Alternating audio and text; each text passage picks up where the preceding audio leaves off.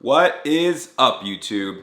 You're here with me, Luis Bernardo Rocha, and today I'm going to be reviewing the FujiFilm X100V. Not only that, but I will be comparing it to the previous FujiFilm X100F.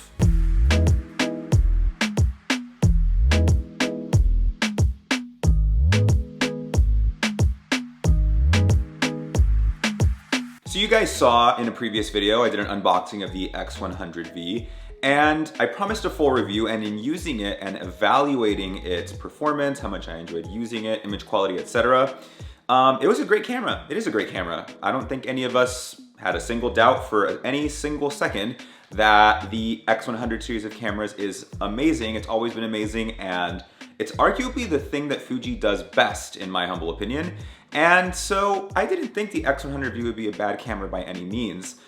But the question I found myself asking the most was if it was worth the upgrade from the X100F. And I didn't have an X100F anymore, so I jumped on OfferUp and I bought one locally. And funnily enough, as it turns out, the guy who sold me it, shout out to my boy Charlie, had seen my unboxing. So thanks so much, Charlie. I'll throw up a link to his Instagram right here. You guys should follow him because he has some awesome work. And indeed, as I stated, the question should not be, is the X100V a good camera? Rather, the question should be, is it better than the X100F? And more importantly, is it worth the price difference? Got both the peak design straps on. I feel like freaking Becky Lynch over here. Becky 2 belts, or Louis 2 straps. Louis 2 cameras, 2 X100s. This is literally how I tested both cameras at the same time. I just walked around like this. It was highly effective. So when it comes to the X100V, one of the first things that you notice right off the bat when you take it out of the box is the new finish. They have moved from a magnesium alloy to a aluminum with a sort of brushed satin finish, I believe is what they're calling it. It is very striking. Again, if you saw my unboxing, I was pretty stoked by how it looked and how it felt. It is beautiful. I'm not sure if it's recency bias, but I love it. I definitely think that this silver colorway looks better than the previous models with this new finish. I can't speak on the black because I don't have a black model in this new finish.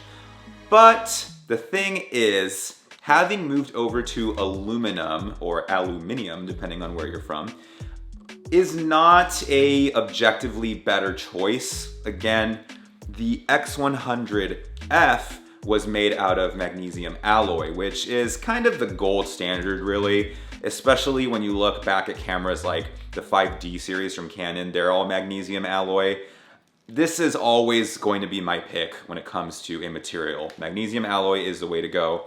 And as exciting as this new finish is, I do think the move to aluminum is a bit of a downgrade. As far as the back of the cameras go and the screens, the X100V has a better, bigger, brighter viewfinder, and it has a better, bigger, and brighter rear LCD.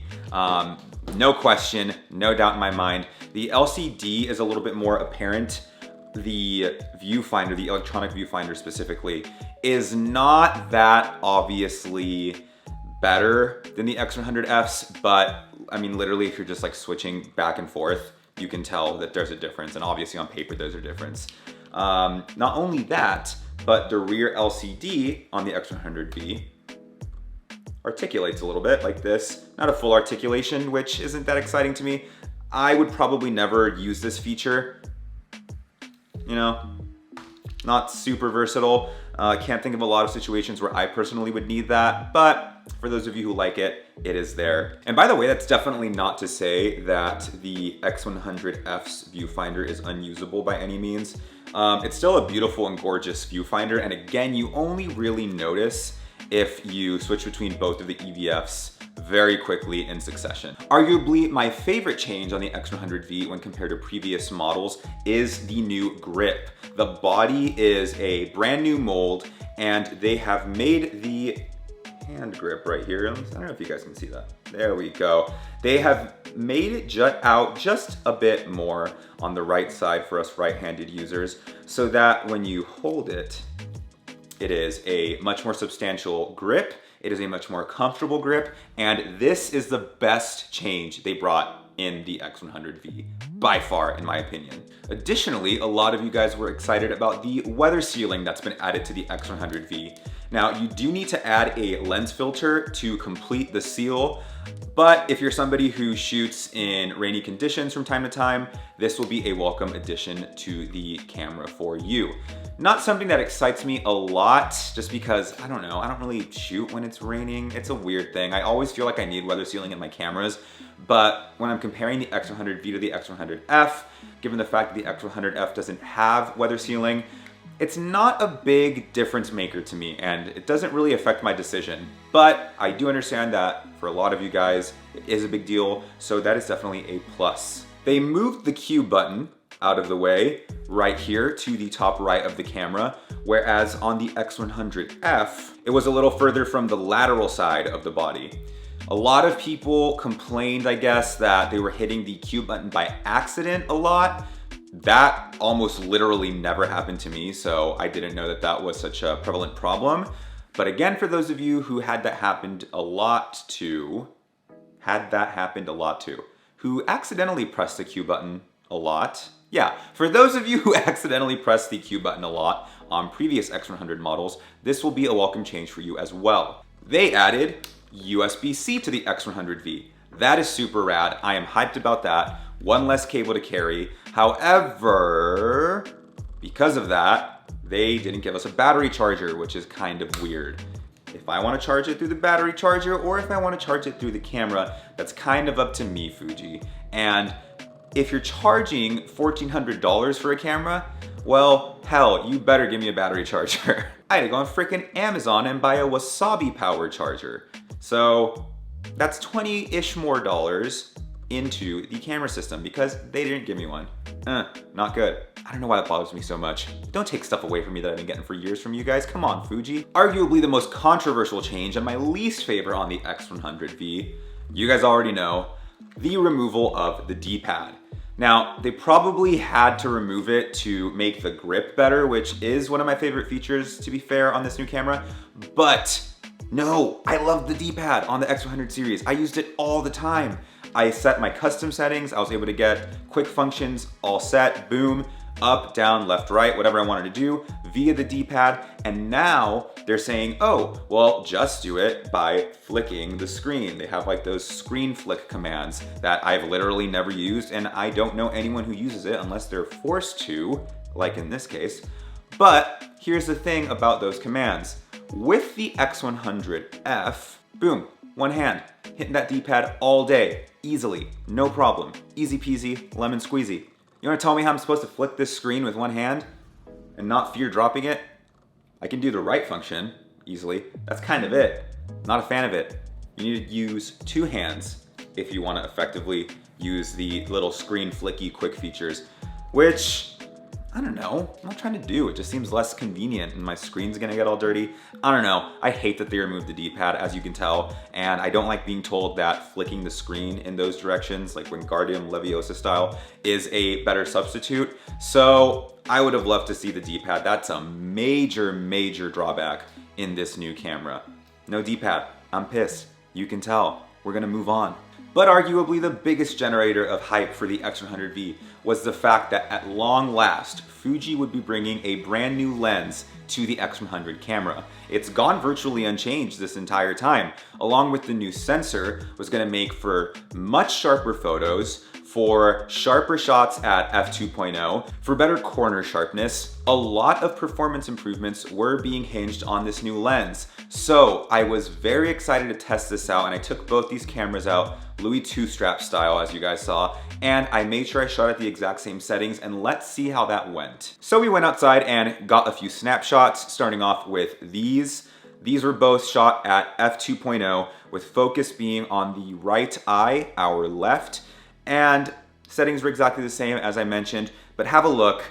Here they are, shuffling between the two in post-production, I am sure. You guys tell me, is there an obvious winner here? And this is where the X100V kind of fell apart for me, because For all the hype on the new lens, on the sharper images, on the new sensor, I'm not really seeing a noticeable difference in either of these photos. Just to make it official, this photo was shot on the X100F, and this is the photo that was shot on the X100V. But yeah, I keep trying to find improvements on the X100V's image, and I'm not seeing any. I'm like, is there something I'm missing? Is there something that I did wrong? But no, that's the comparison straight out of the camera, and I'm gonna show you guys another one right now. These two images were shot at f4, and for the life of me, I can't blindly tell you which one came from the X100V and which one came from the X100F. Again, not really showing huge improvements as the hype had us expecting. I thought this little view would be a good time to test corner sharpness, so I shot these two photos at f8, and I'm sounding like a broken record at this point. Negligible differences. Images look incredibly similar. I'm not really seeing a huge bump in improvement on the X100V, if any bump in improvement, really. Honestly, you guys tell me in the comments, do you see a difference in these sample images that I shot? Can you tell that one is just vastly superior compared to the other? I'm interested in knowing what you guys think and seeing these images through your eyes, because I'm not seeing any differences, I'm telling y'all. Which, you know, it's worth pointing out and it's worth mentioning that when it comes to the X100V, there's gonna be two types of photographers. The first kind of photographer uses only their X100 body. That is their main camera, that is their baby, that is their pride and joy, and that is all that they shoot with. If you are an X100 only shooter, then yes, I highly recommend the X100V. You're gonna love it. You're probably gonna wanna go for it anyway, so that you can get the benefits of all those features. But the second kind of photographer, which is the category that I fall into, and that a lot of you fall into as well, is picking up an X100 as a supplement to their pro bodies. I could take 4 X100 bodies out with me on a day, and they would still take up less room than my EOS R with the 24-105 on it. Obviously, you keep your full frame cameras for your professional work, but the X100 is what you're taking out when you go to brunch, when you go on a hike, when you're on vacation, and you're traveling through a new city casually. This is why you get the X100. You want a camera that you don't notice, but that you always have with you.